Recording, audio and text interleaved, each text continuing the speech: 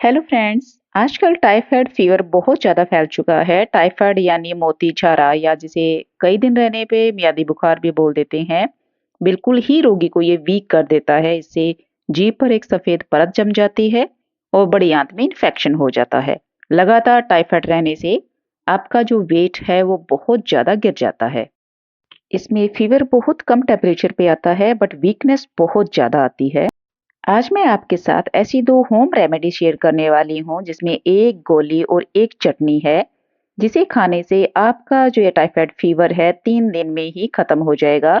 ये मेरा 25 ईयर्स का एक्सपीरियंस है। क्योंकि एक बार जब टाइफाइड हो जाता है तो ये बार बार होता है। तो ये होम रेमेडी आपको जब भी महसूस हो कि आपको टाइफाइड होने वाला है या हल्का फीवर है, उसी टाइम आप घर पे बना के खा लें। ये टेस्टी बहुत ज़्यादा होती है और इजीली बन जाती है, तो आपको टाइफाइड नहीं होगा। इसकी एक खास बात ये है कि आप इसे बच्चों को भी दे सकते हैं और किसी भी एज के पर्सन को आप इसे दे सकते हैं।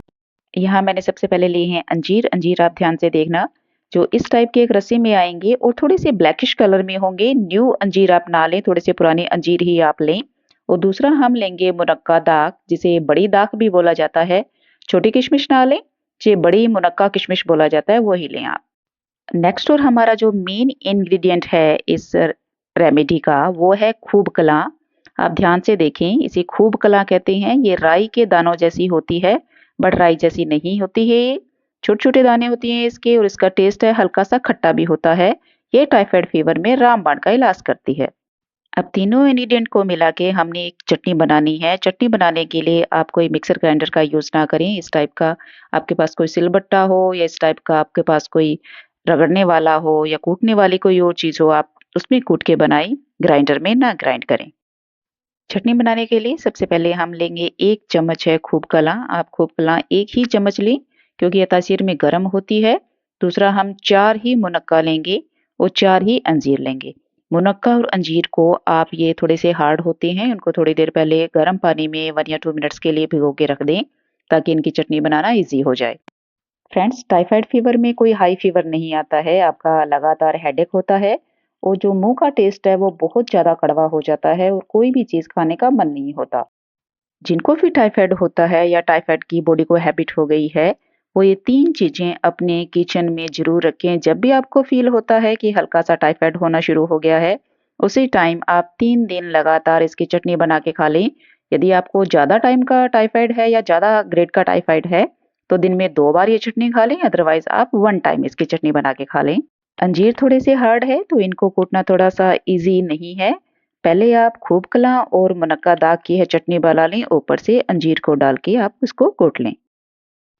ध्यान इस बात का रखना है कि चटनी आपको खाली पेट खानी है। दूसरी, आपने इस चटनी के साथ कोई और चीज़ नहीं खानी और जब भी खानी है तो इसे सीधा चबा के नहीं खानी है। इसे मुँह में डाल के धीरे-धीरे चूस के और चबा के अच्छे से इसका रस निकाल के ही खानी है।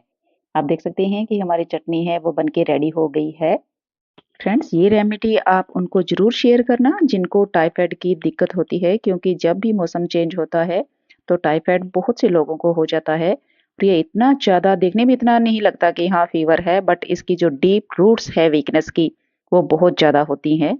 बच्चों की आप ये चटनी ऐसे ही ना खाएं तो उनको गोलियां बना के भी दे सकते हैं, वो इजीली इसे खा लेंगे। और एक खास बात, इस चटनी को खाने के बाद ठंडा पानी ना पिएं। हो सके तो आप गुनगुना पानी पिएं। वैसे ही टाइफाइड में आपको बॉइलिंग वाटर पीना चाहिए, नॉर्मल वाटर नहीं पीना चाहिए।